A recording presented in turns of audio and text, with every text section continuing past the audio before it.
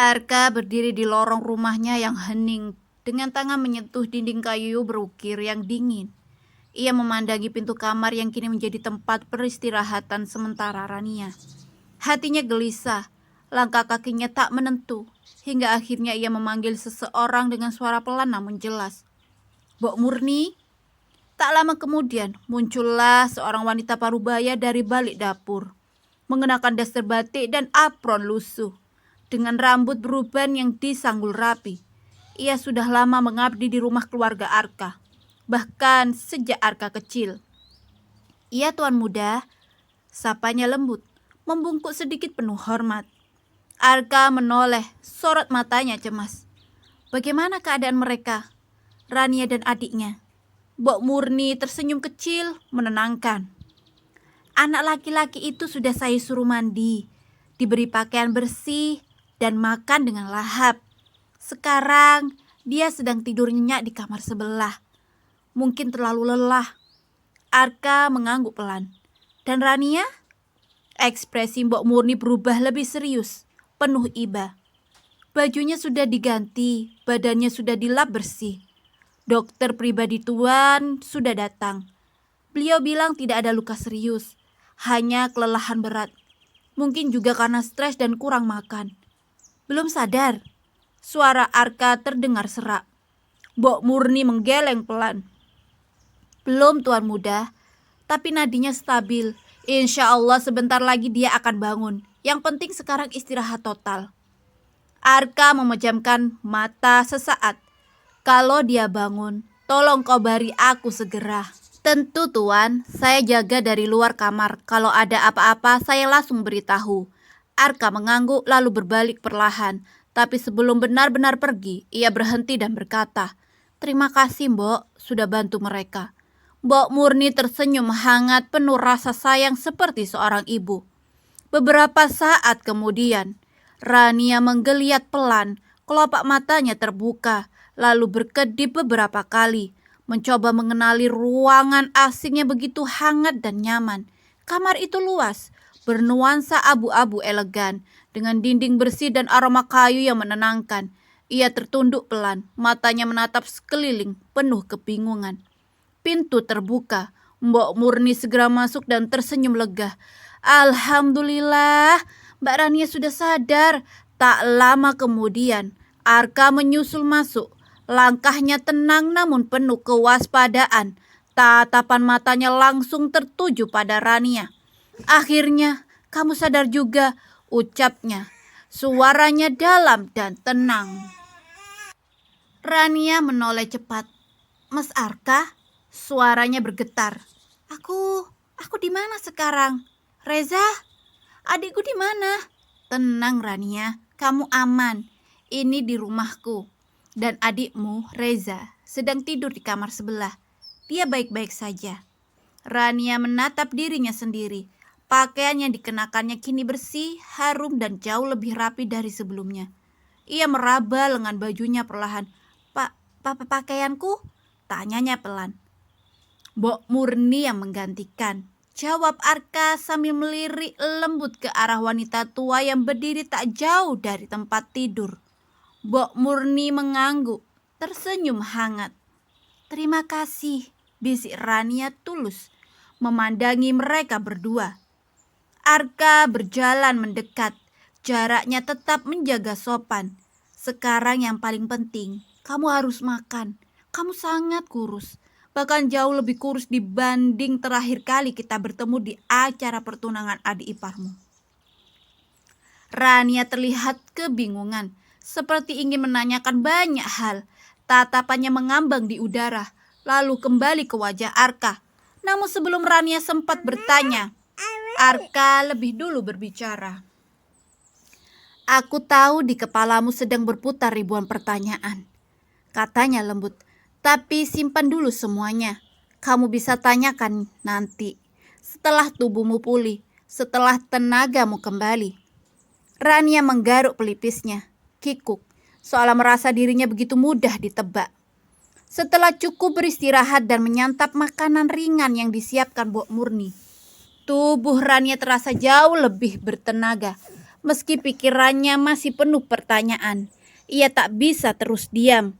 Dengan langkah ragu namun mantap, ia keluar dari kamar menuju ruang tengah. Ruangan itu luas, elegan tapi terasa hangat. Dindingnya dihiasi lukisan-lukisan khas etnik. Ada sentuhan seni di setiap sudut. Benar-benar mencerminkan jiwa sang pemilik. Di salah satu sisi ruangan, duduklah Arka. Pria itu tengah menyesap teh hangat sambil membuka lembaran sketsa. Ia tampak tenang, nyaris seperti tidak terganggu oleh dunia luar. Rania berdiri beberapa langkah darinya. Tidak langsung bicara. Arka menoleh pelan saat menyadari kehadirannya, lalu meletakkan cangkirnya. "Kamu sudah lebih baik?" tanyanya, suaranya lembut. Rania mengangguk pelan. "Sudah, terima kasih." Ia maju beberapa langkah, lalu berdiri canggung di dekat meja. "Bolehkah aku bertanya sesuatu, Mas Arka?" "Silahkan." Rania menggigit bibir bawahnya, ragu. "Dulu, Mas Arka pernah bilang padaku kalau Mas Arka jadi sopir. Katanya usaha Mas Arka di Milan bangkrut karena COVID." Arka tidak langsung menjawab, hanya tersenyum samar, lalu menunduk sejenak. "Dan di acara tunangan Devi, Mas Arka juga bilang kalau tangan Mas Arka cedera.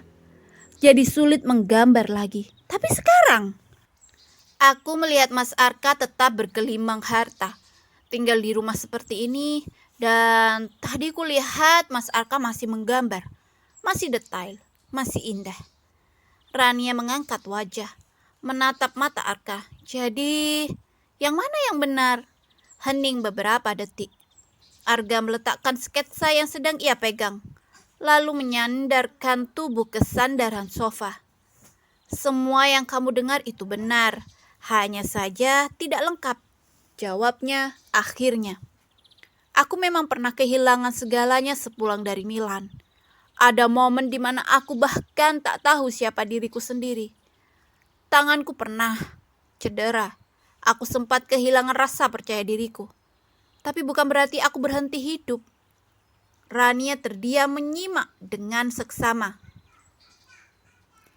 Profesi sopir itu, bisa dikatakan aku tidak sepenuhnya berbohong, karena memang aku datang sebagai sopir di sana. Aku hanya ingin tahu seperti apa keluarga calon istri dari rekanku. Dan soal tanganku, aku masih sulit menggambar seperti dulu, tapi aku terus berlatih sampai hari ini. Ia menatap Rania, matanya teduh tapi dalam. "Maaf Rania," ucapnya pelan. "Tapi, bolehkah aku bertanya sesuatu?" Rania menatapnya heran, lalu perlahan mengangguk. Arka melanjutkan, suaranya tetap lembut. "Kenapa kamu bisa sampai pingsan di pinggir jalan seperti itu? Bersama adikmu. Bukankah adikmu tinggal di kota yang berbeda darimu?"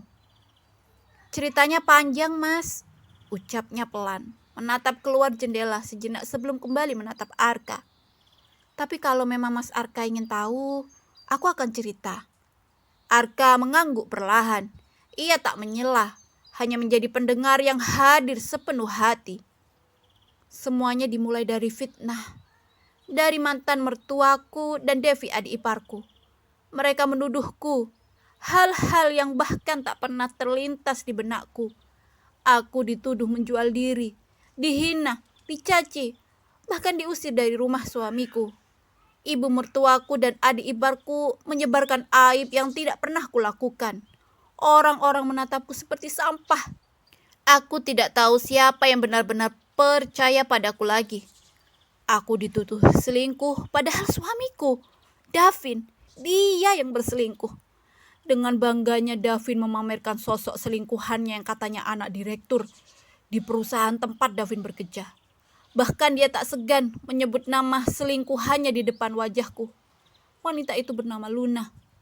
Wajah Rania mengeras, air matanya menetes begitu derasnya, karena dia akan menceritakan part paling menyakitkan dalam hidupnya. Belum cukup sampai situ, ayahku, Dia terjerat hutang pada rentenir. Jumlahnya besar dan mereka menuntut agar hutang itu dilunasi segera. Kalau tidak, Reza akan jadi budak mereka seumur hidup. Aku tak punya pilihan, lanjut Rania. Suaranya makin pelan. Aku tidak sanggup bayar, maka mereka ambil aku sebagai ganti. Aku dijual, Kak. Dikirim ke tempat yang bahkan aku tak ingin ingat. Tapi karena itulah Reza bebas.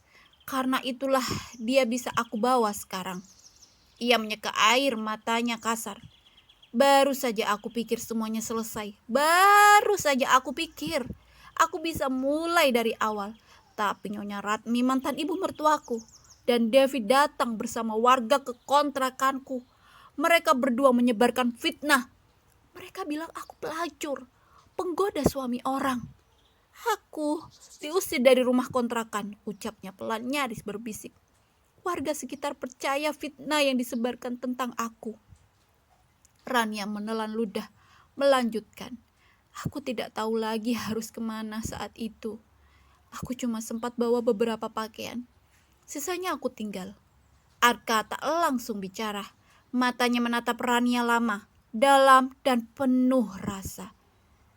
Aku tidak minta Mas Arka percaya, tambah Rania. Nadanya mulai tenang. Terserah kalau semua itu terdengar mustahil. Tapi sekarang aku merasa sangat lega. Rania tersenyum tipis. Dan terima kasih sudah mau mendengar kisahku yang seperti drama sinetron. Keheningan menyelimuti mereka.